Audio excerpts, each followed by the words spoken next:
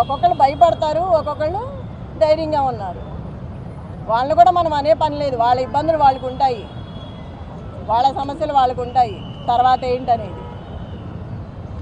కానీ ఇదైతే చెప్పడానికి రానిది, చెప్పనలవి కానిది, అనుకోవడానికి కూడా సిగ్గుగా ఉన్నది.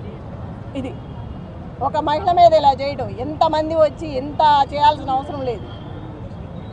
ఇంతకుముందు లాస్ట్ ఎలక్షన్ ఎలా జరిగింది, ఈ బై ఎలక్షన్ ఎలా జరిగింది, అన్ని చోట్ల జరిగిన బై ఎలక్షన్స్ ఎలా జరిగినాయి, ఒక రౌడీ రాజ్యంతో జరిగింది ఇది. మీరు అందరు చూసారుగా, ఇంకా చెప్పాల్సిన పనే ఉంది. ఈ రౌడీజం చూస్తున్నారు కదా, 3 months నుంచి 4 months నుంచి చూస్తూనే ఉన్నారు. మాట్లాడితే అమ్మాయి మాట్లాడింది అంటారు, నవ్వితే నవ్వింది అంటారు, గట్టిగా మాట్లాడితే ఇవాళ ఎందుకు గట్టిగా మాట్లాడింది అంటారు. మనం రౌడీజం మాత్రం రోజు చేయొచ్చు.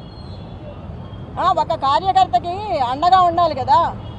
మరి అందరి కార్యకర్తలకి భయపెట్టిన వాళ్ళ దగ్గరికి వెళ్ళి ధైర్యం చెప్పి అండగా నిలబడి కార్యకర్తల కోసం మాట్లాడిన దాన్ని కూడా తప్పుగా తీసుకున్నారు, దాన్ని కూడా భూతద్దంలో చూపించారు. ఒక మహిళని ఇలా చేయడం ఫస్ట్ టైం మీరు చూస్తున్నారుగా, ఒక మహిళ మీద ఇలా చేయటం. దీన్ని గెలిపండ్రు.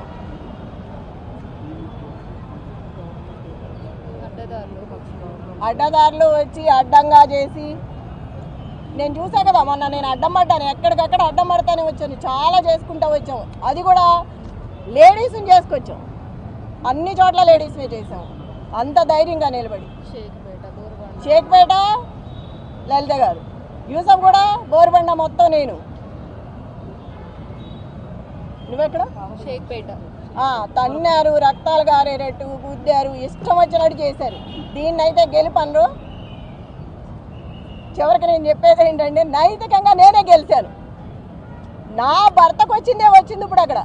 ఏది ఎంఐఎం 4-5 పార్టీలు నిలబడితేనే నా భర్తకి 16,000 చిల్లర వచ్చింది.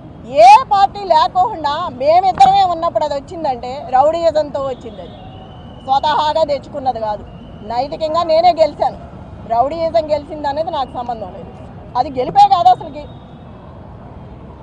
అందరూ వచ్చి గెలిపించుకున్నది. అది అది అధిష్టానం అధికారంలో ఉంది కాబట్టి రౌడీయిజాన్ని చేసి రిగ్గింగ్ చేసి, ఇక్కడ రిగ్గింగ్ చేశారు, లోపల ర్యాగింగ్ చేస్తున్నారు. అప్పుడే రౌడీయిజం స్టార్ట్ అయిపోయింది. ఆల్రెడీ మార్నింగ్ నుంచే స్టార్ట్ అయింది. మేము చీరలు కట్టుకుంటే చీరల మీద కామెంట్స్, ఎదవలు ఇచ్చిన చీరలు కట్టుకొని వచ్చామని అంటున్నారు. మరి ఎక్కడ స్టార్ట్ అయింది? అప్పుడే ర్యాగింగ్ స్టార్ట్ అయింది. ఆడలేదు మగ లేదు, మహిళలకు ఇట్లాగే చేసేది. గెలిస్తే గెలువు, ఏదో జన్మానికో శివరాత్రి అని గెలిచావు. ఇప్పుడు గోపీనాథ్ ఉన్నంతకాలం మూసుకొని కూర్చున్నావు.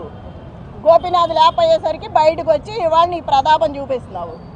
నీ గెలిపేం కాదు, ఇది అందరూ కలిసి చేసిన గెలుపు నీకు. అది నీ స్వతహాగా గెలిచింది కాదు.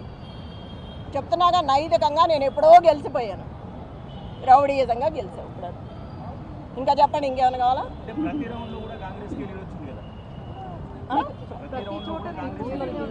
బూతుల రిగ్గింగ్ ప్రతి చోట తన్నడము గుద్దడమే కదా.